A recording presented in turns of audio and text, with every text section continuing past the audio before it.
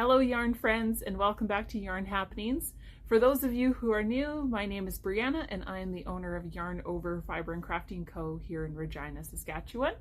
I know it's been a bit since I've gotten a video posted. We've had some things happening around the shop, good things, I promise, but that has just kind of taken away my attention.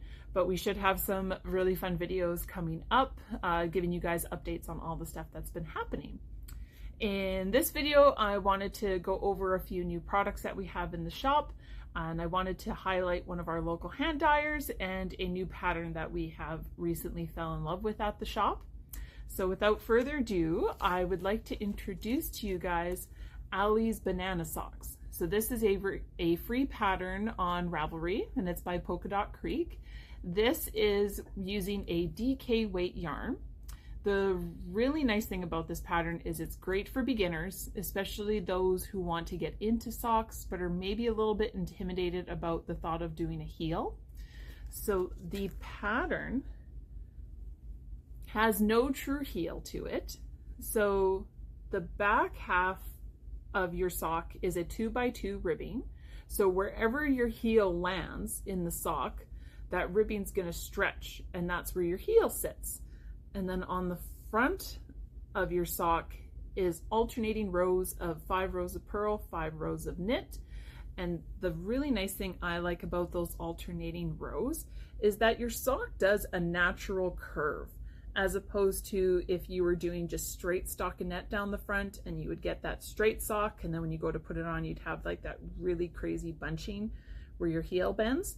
But this just does a nice slow bend on its own naturally. And then you just have a standard toe. So just doing your decreases on either side and then seaming it closed at the top there.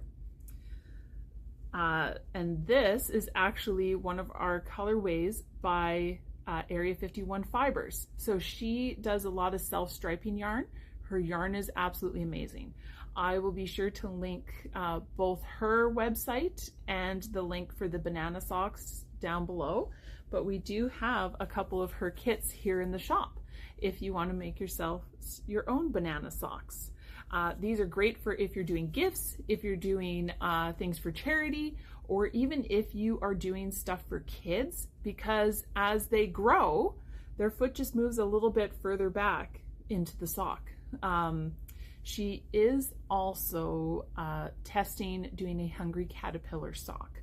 I will show you guys the picture here of my son wearing one of her demo pairs. I am super excited for when that colorway comes out, because my son has been asking, when can I have caterpillar socks? And you don't have to make banana socks out of these lovely yarn kits. You can also make a banana gnome.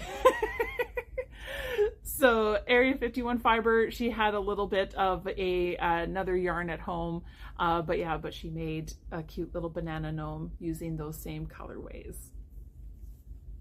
But yes, I'm in love with doing these socks, that it's enough to keep you interested, but it's still being an easy project that you can do during one of our gatherings or with friends or while you're watching one of your favorite shows.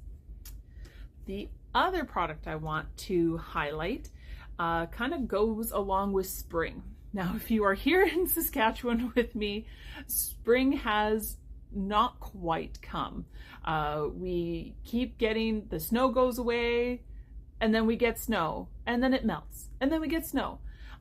So right now in our forecast, we're supposed to get more snow this week. I am keeping my fingers crossed, because today it's supposed to be, I think, plus 17, and today's Tuesday, and then 2 days later it's supposed to be -4 and snow, and then back by Monday it's plus 19 and sunny. So welcome to Saskatchewan, but I'm hoping we are done with the snow. But I would like to show a new product, or a product that's new to me. This product has been around for a bit, but it's definitely gaining some popularity, and it is wool pellets. So what these are is when a sheep is sheared, all of the sort of waste wool gets pulled off first. So the stuff that's really dirty, the stuff that has vegetation in it, the stuff that's like around the butt and has manure on it, that stuff just normally gets pulled off and is either tossed or burned, or they do something with it. But what Longway Homestead has been doing is taking that waste wool and pelletizing it and turning it into a natural fertilizer. So this actually has quite a few benefits to it. And she does also have it written on the front of her bags here. But because it's wool and when water hits it, it absorbs water. So it definitely helps with water retention. It helps aerate your soil, which is great if you're also in the area, and you know we deal with a lot of clay. And then as that wool and vegetation and natural manure break down, it acts as a natural fertilizer. You can also use this as a slug repellent in your garden, that you can sprinkle it on top and it acts as a natural repellent. The one thing to keep in mind, if you are a person that likes to do a very aesthetically pleasing garden, just keep in mind that when you put these on top and the first time they get wet, they look like dirty cotton balls. So just keep that in mind.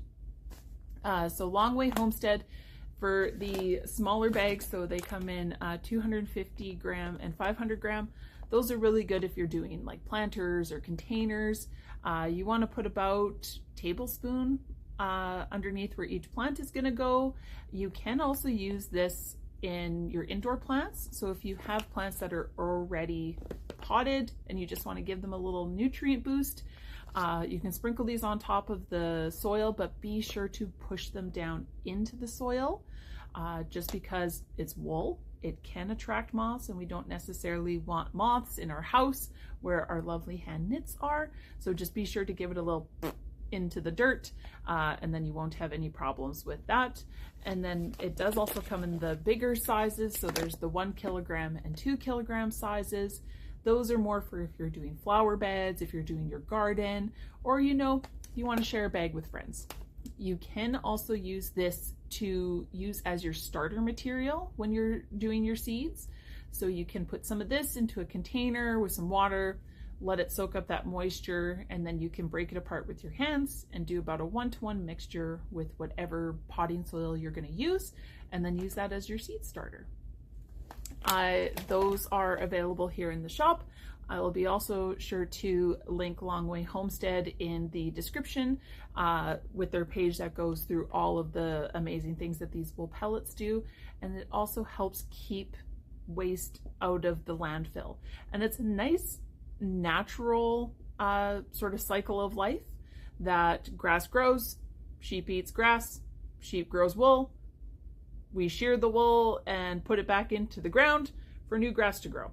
So it's something that's staying in the environment, and it's a nice way for them to also give some money to, well, not give money, but they have been purchasing waste wool from other producers, which just helps keep the wool economy going as well. But thank you all for joining me today. I really appreciate you guys coming.